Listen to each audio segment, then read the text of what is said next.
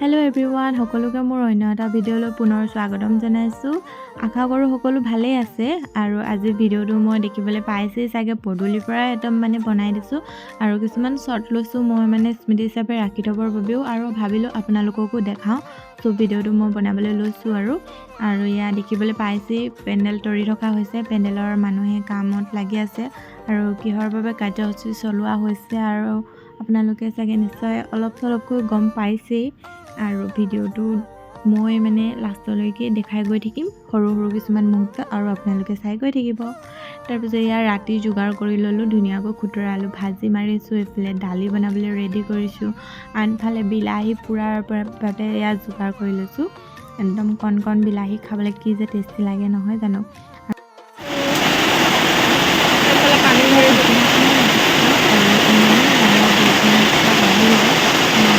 এনেকুৱা হ'লে বিয়া কি হ'ব বাৰু?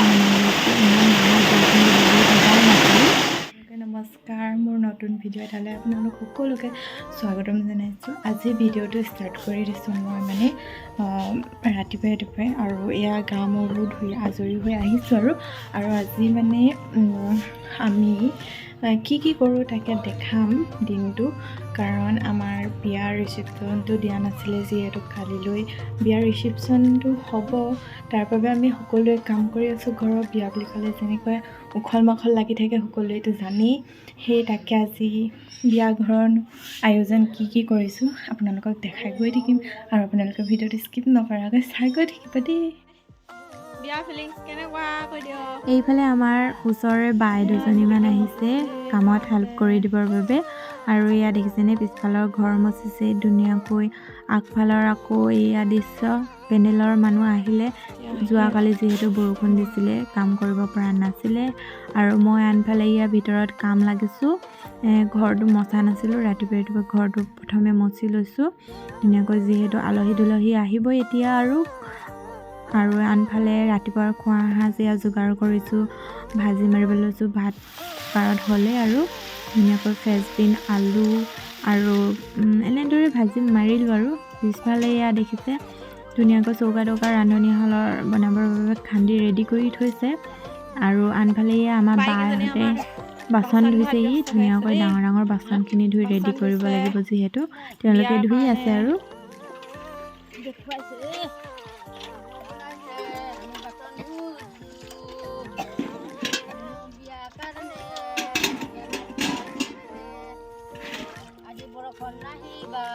বৰষুণ দিওঁ কৰিছে, বতৰটো সেমেকা। আমাৰ লিচু লাগিছে, সৰু সৰু হৈ আছে। আৰু এখন আমাৰ বাৰীখন একপাক দেখুৱাই দিছোঁ। আৰু এইটো ৰান্ধনী ঘৰ হ'ব। ইয়াতে এয়া গধূলিৰ দৃশ্য, আৰু ওচৰৰ বাহঁত বৰমাহঁত আহি কামত সহায় কৰি দিছে। আনফালে এয়া বেলুন ফুলাই আছে ভণ্টিহঁতে।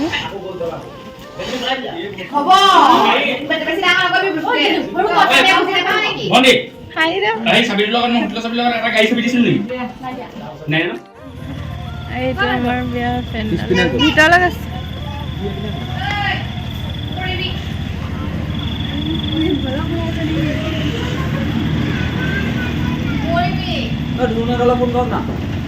হেল্ল' কৈ দিয়া, হাই কৈ দিয়া,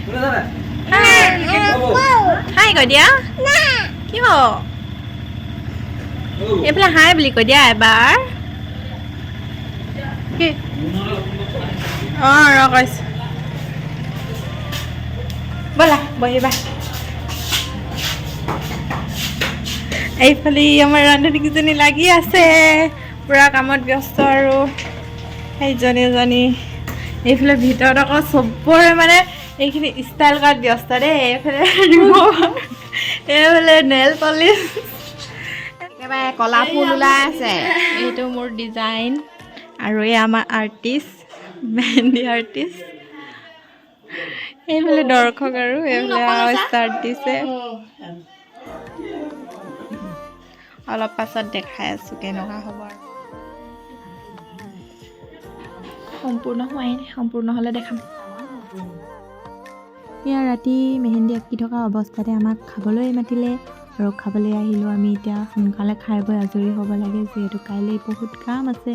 আৰু সেইফালে টিকিলোতো বহি আছে, ভাত খাইছে, আনফালে আইতাই খাইছে আৰু ধুনীয়াকৈ ভণ্টিকেইজনী বিলাই দিছে আৰু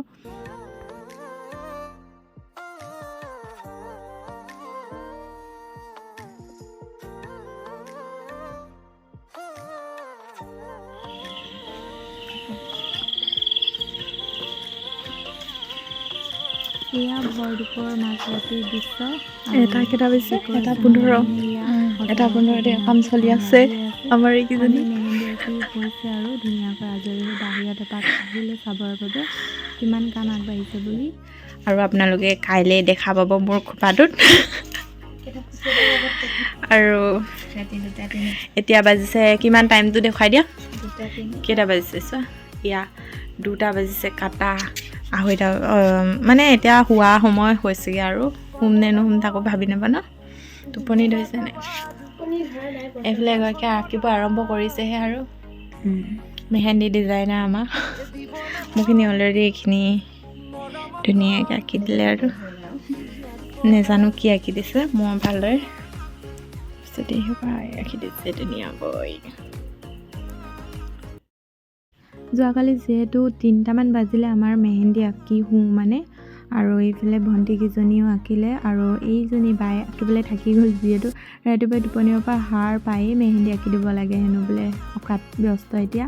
এইফালে এজনী বা বোলে টোপনি নগ'ল, কালি ৰাতি কাম কৰি থাকোঁতেই গ'ল। আৰু এইফালে আমাৰ টিকলু পোৱালিটো শুই আছে ধুনীয়াকৈ, ৰাতিপুৱাৰ এয়া মুহূৰ্ত আৰু এইজনী মই ধুনীয়াকৈ গা পা ধুই ৰেডি হ'লোঁ আৰু ভিডিঅ' বনোৱাত ব্যস্ত হৈ আছোঁ বৰ্তমান। এয়া ৰাতিপুৱাৰ দৃশ্যসমূহ দেখুৱাই দিছোঁ এবাৰ বাহিৰৰ ফালে। এইডোখৰতে ৰিচিপশ্যনৰ খানাটো দিয়া হ'ব আৰু, কিন্তু চকী টেবুল এতিয়ালৈকে সিমান চিজিল কৰা হোৱা নাই, তাৰপিছত লাহে ধীৰে কৰিব অলপ পাছত। বাহিৰৰ সকলোবোৰ দৃশ্য অলপকৈ মই দেখাই দিছোঁ আৰু আনফালে এয়া বাহিৰৰ দৃশ্য ধুনীয়াকৈ, এইফালে খানাৰ যোগাৰ, ৰান্ধনীশাল খানা বনাই আছে।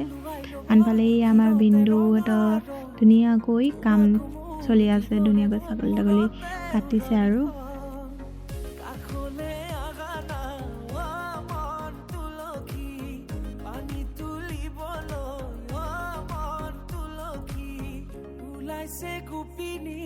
এয়া ৰাতিপুৱা আগফালৰ মুহূৰ্ত আৰু আগফালৰ পেণ্ডেলটো কেনেকুৱা লাগিছে বাৰু আপোনালোকে জনাব দেই, ইমান ধুনীয়াকৈ সজাই দিছে নহয়নে।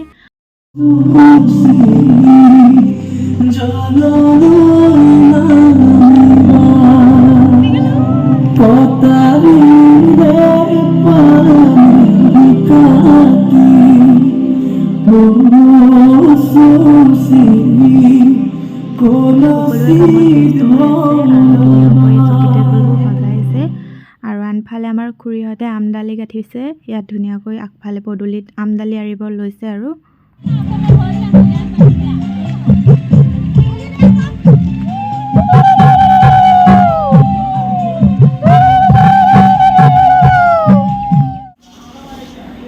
কেনেকুৱা হৈছে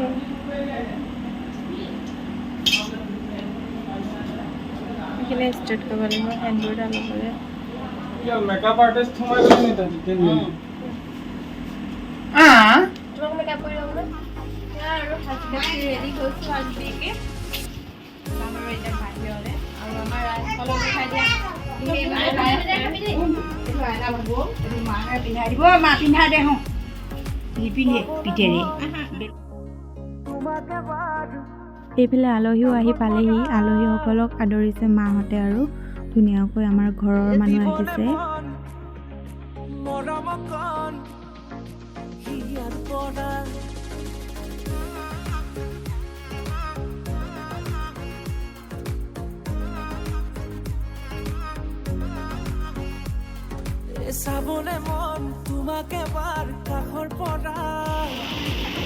এইফালে ভকতৰ নিয়ম কৰিব লৈছে, ভকতসকল আহিছে আৰু ধুনীয়াকৈ ময়ো ৰখি আছোঁ। এইকেইজনী আমাৰ ভণ্টিহঁত, সিহঁতি ধুনীয়াকৈ সাজি ওলালে আৰু এইফালে ভণ্টিয়ে মৰমতে দাঙি লৈ অকণমান ধেমালি কৰিলে, দেখিছেনে।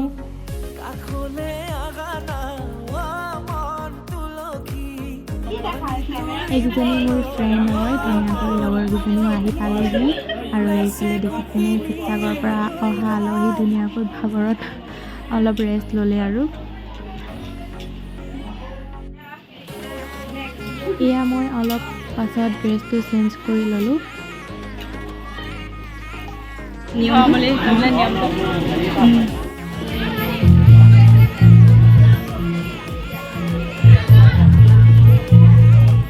এয়া গধূলি দৃশ্য। গধূলি সময়ত এতিয়া আমি ভোক লাগিলত ভাত খালোঁ। ধুনীয়াকৈ ভাতটো খাই আকৌ আলহী শুশ্ৰূষা কৰাত ব্যস্ত হ'ব লাগিলে ধুনীয়াকৈ। তাৰপিছত ৰাতিৰ দৃশ্যসমূহ কি হ'ল চাই গৈ থাককচোন।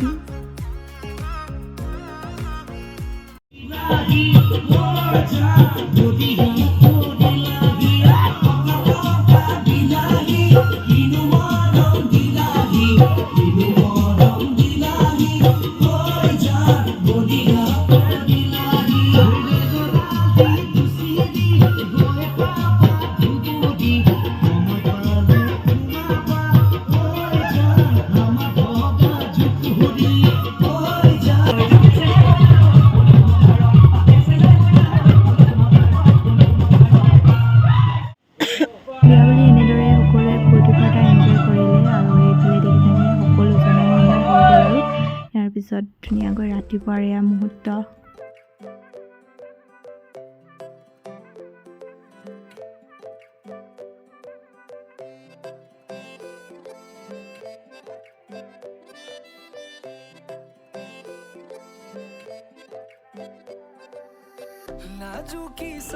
এয়া ৰাতিপুৱাৰ দৃশ্য আৰু সকলো শুইয়ে আছে ধুনীয়াকৈ। টোপনি ক্ষতি কৰিছিলে যিহেতু কালি ৰাতি প্ৰায় 2:30-3 বজাতহে মানুহসকল শুইছে আৰু নাচি বাগি।